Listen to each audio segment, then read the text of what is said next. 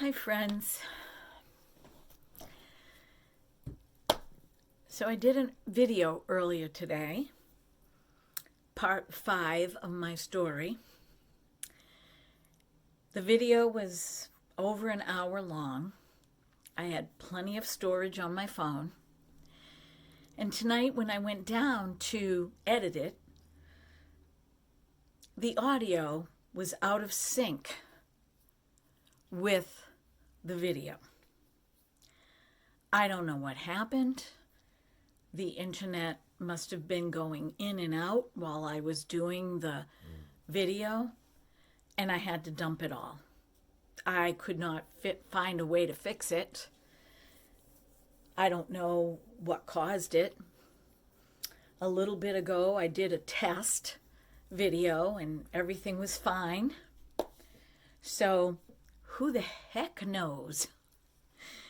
So, what I'm going to try to do now, I'm going to show you what I showed from Teemu in the video that I was going to upload. And then I'm going to show you what I put on for makeup.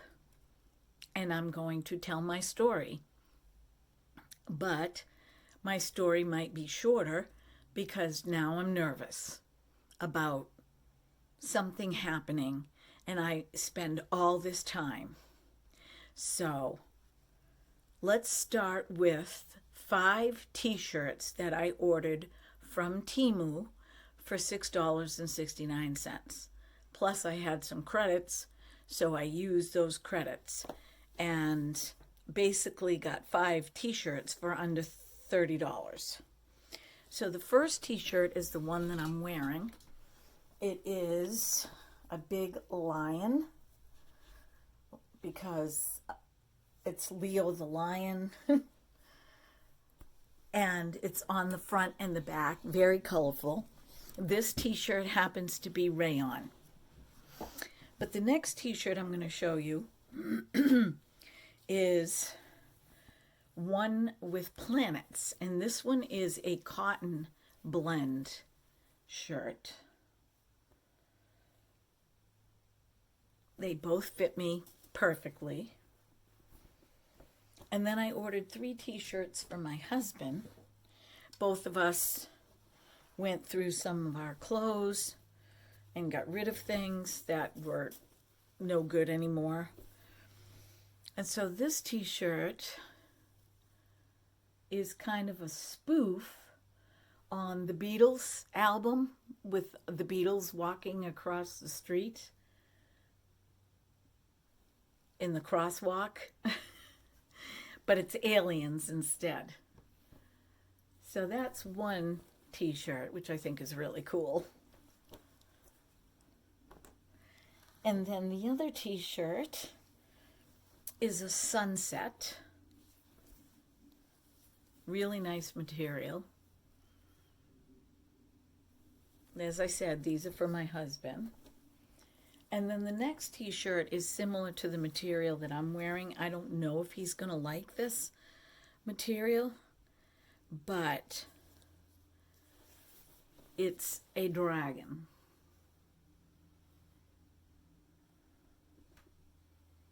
And the back also has a fire-breathing dragon. So he's a Leo too, and male Leos tend to be fire-breathing dragons. Trust me on that. That's why they need a strong woman. Sorry, Leo men, but that's the truth.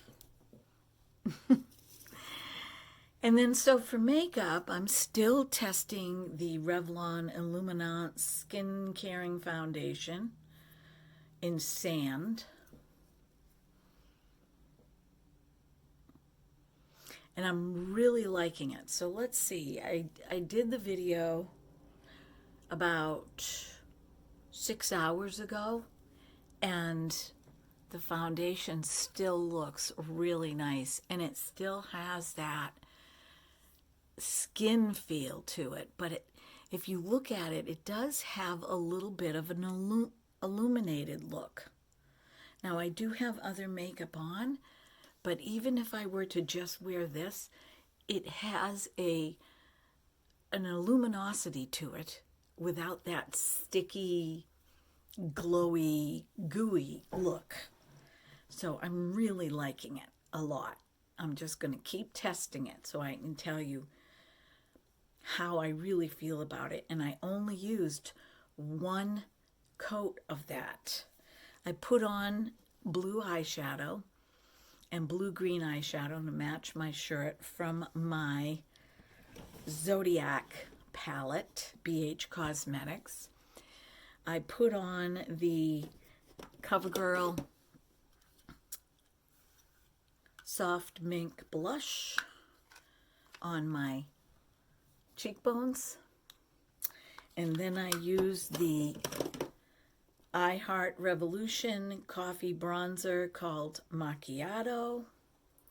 Haven't used this in a while, and this is very dark, as you can see, but I like it for definition. So you just barely have to tap your brush in it. I put on my Revolution lip liner in Baby all over my lips, and then I topped it with a lip oil, also by Revolution, and did my eyebrows, and that's about it. Oh, and I used the full cover concealer by Potfeel that I got from Teemu. Really, really like this. It is so nice, you guys. Let me get in. I'll try to show you because it's nighttime here, and I have all these warm lights on me. It's not white. It is a light flesh tone, and it's in a pot, and it has this very silky feeling to it, almost like cream to powder as soon as you put it on. And I used that as a concealer, and I also used it as an eye primer. I really like it. I really like it. And then I went in with my Incognito in my tear troughs, and I used my Nobu Lash mascara, 3 coats, because I tried to put on my Ardell false eyelashes, and I have to show you. I threw the other one in the trash, and I'm throwing this one away too. I bought the Super Strong Strip Lash Adhesive by Kiss to put on the lashes, to glue them on, because I've never done that before. What a nightmare. What a mess. I decided, no, unless they're magnetic lashes that I can put the eyeliner on and snap them on, or the lashes already have adhesive on them, that's the way I'm going to go. No more gluey, messy anything for me. It's just not, it's not who I am. And the amount of time that it took me to do that was ridiculous. And it was an epic fail. So I know it takes practice, but the first time that I put on my magnetic eyeliner and my magnetic lashes, I did it once and it was all done. This I tried 3 times and forget it. It was a mess. So we will not be ever using those again. Now, to get on with my story, part 5. Well, my second daughter was 2.5 years old, and things were going pretty good. Everything, my body, my emotions, everything had become stabilized, somewhat stabilized.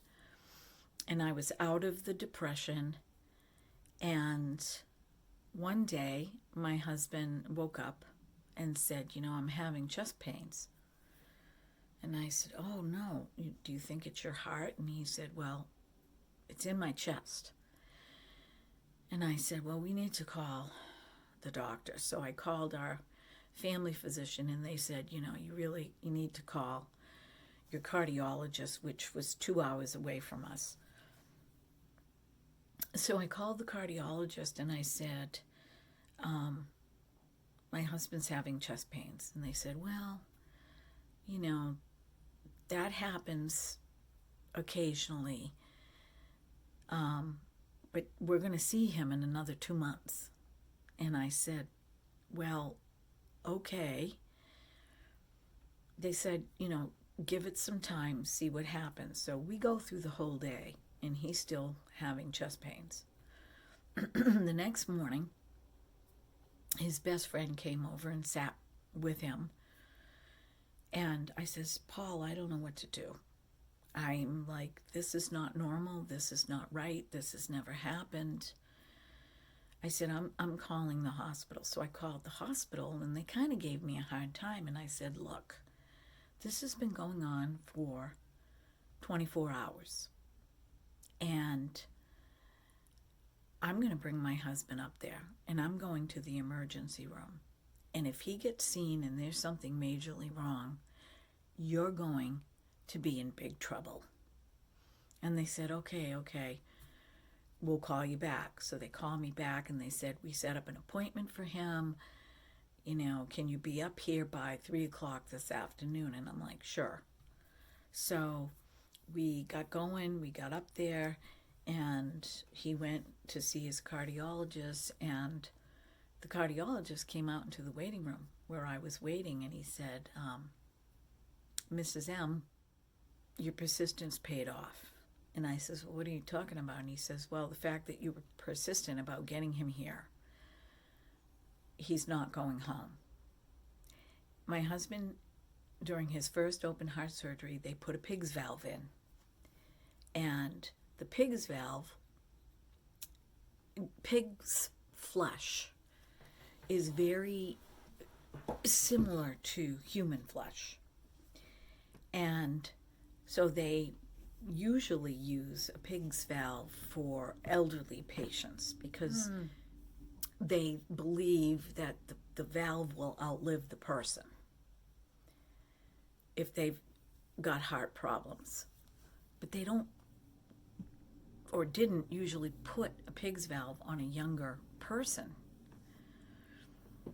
without the knowledge that they would have to have it replaced. Now, my husband had 2 valves that were bad, but I only knew of one of them from when he had rheumatic fever. So he said, the cardiologist said to me, his valve is hanging by a thread. That's why he was in so much pain. We're going to get him stabilized. We're going to give him antibiotics in case there might be an infection. And we're going to get him set up for another open heart surgery and replace that valve. But this time we're going to put in a titanium valve. They last longer. They're a very hard alloy. And we will see how he does. So I went out back to see my husband in the room. And I mean, obviously he was worried because of what happened to him the first time. And so I had to go home without him, make all kinds of arrangements for my kids and this and that. It just so happened that my husband had friends that lived in Massachusetts. They moved out of Massachusetts and they bought an 11-room house in Vermont. And it was about a half an hour from the hospital, the big hospital up there. And so they allowed me to stay there for a little while, and so the commute would be easier. And they took care of my kids part of the time. Part of the time my kids were with my mother or my sister or with me. Anyway, he made it through the surgery. They replaced the valve, but within a 24-hour period, they had to keep rushing him back to surgery because he kept throwing clots. And so they'd go back in and they'd open him up, and then they'd get get rid of the clots, and then they'd close them back up, and another one would show up, and then another one would show up. So that was really tough on his body. But being the fact that he was young, he managed to make it through that. And to keep him calm and stable, they put him in an induced coma. He was kind of in a coma anyway. His kidneys shut down, so they had him on machines for his kidneys, and it was just, the doctor told me they had 125 lines of medicine going into his body to keep him alive, basically. But anyway, as his body stabilized, they started taking the lines off of him, and he did wake up. But in that process of all that fluid, he gained 60 pounds of fluid.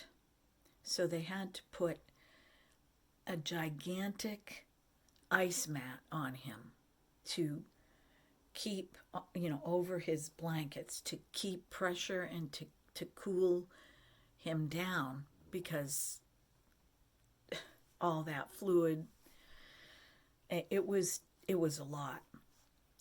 But having all that fluid burst all of the blood vessels in his eyes. So when he opened his eyes for the first time, there were no whites of his eyes. They were completely red. Anyway, he didn't have any brain damage or anything like that, thank God, and he was able to go home. But his valve made a ticking sound, tick, tick, tick, as his heart would beat. And after a while, I learned that was kind of a nice sound, because that meant that he was alive. And it took him about 6 months to fully recover. Every day he'd walk a little ways down the street and back. He'd add a couple steps until he was walking 1-2 miles. Put his weight back on. He lost most of his hair from the trauma. And that came back. And then he was able to go back to work. But when he wasn't working, he got a paycheck. But as time went on, it would get reduced. So I took on babysitting some children, which I really wasn't ready for. I had just been, I felt like, through World War II, because this happened in the fall, and he was home before Christmas. So this was 2 months of chronic stress. And anyhow, we were grateful. But then I took on all this other stress, babysitting other people's children, and I'm just not a babysitter. I mean, I love kids, but I also had my own children, and they were small. And I really didn't want to be worried about other people's children at this time.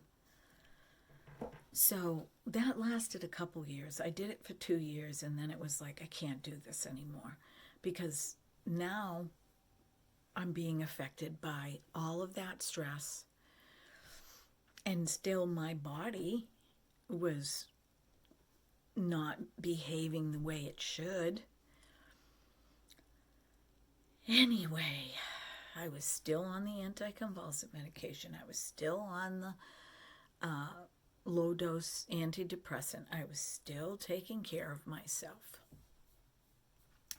But as things settled down and we got back into the groove of life, when my youngest daughter was about 4 years old, or 3.5, almost 4, I found out I was going to have my third daughter. And that pregnancy was a breeze, an absolute breeze, because I was on the antidepressant and I was taking care of myself and gained kind of myself back. everything worked out really well.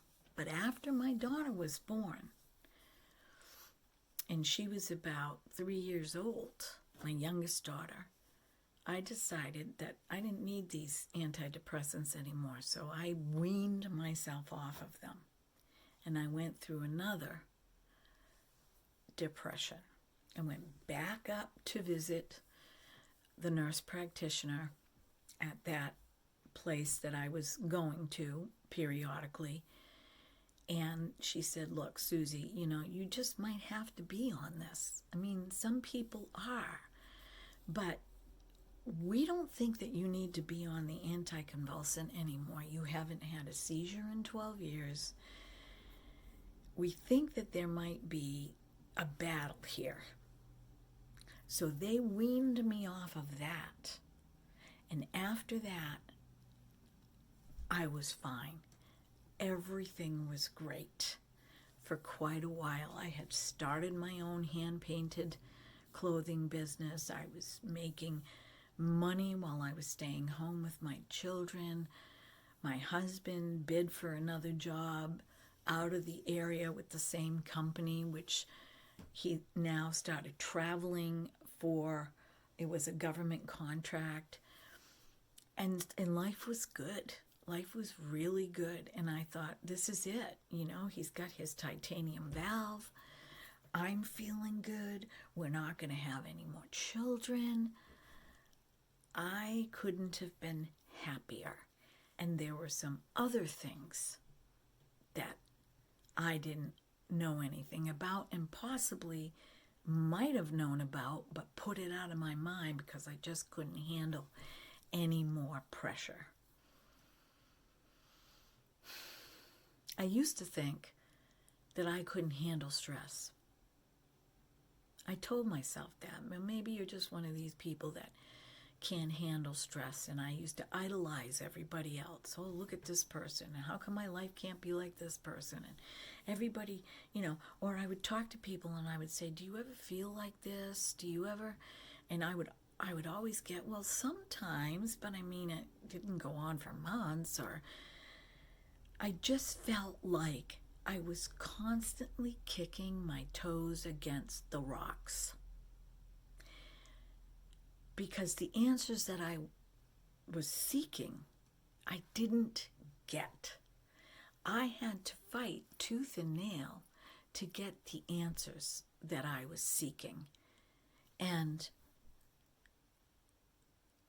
it's a darn good thing I was, at that time, very religious. I hadn't really taken the turn from religion to spiritual yet. But I'm going to get to that in my next story. That change that came when my eyes were 150% open. I saw things that I never imagined anybody could see. So we will talk about that the next time I'm putting on some makeup and I tell my story. But for tonight, because I had to redo this video and abbreviate it, I think it's best that I stop right there. So we will pick up in part 6 of my story when I started homeschooling my children. So, yeah, thanks for watching tonight. Thanks for being here with me. Thanks for being patient, because I certainly wasn't. I was patient earlier, but I was so disappointed. That's what happens when you do this kind of thing. You never know. There could be a glitch in the internet. There could be a glitch with your phone. There could be, all kinds of glitches. the timing is never 100% correct. And perhaps the reason that I had to reshoot this video is maybe I didn't need to tell everything that I told in the last video. And maybe you didn't need to see me put on makeup. Maybe I needed to keep it short and brief. So be well, be blessed, be beautiful, because you are, because there is no one else on the planet like you. And I hope you're enjoying me telling my story, and thank you for being here. Thank you for listening. Until next time, you know I love you.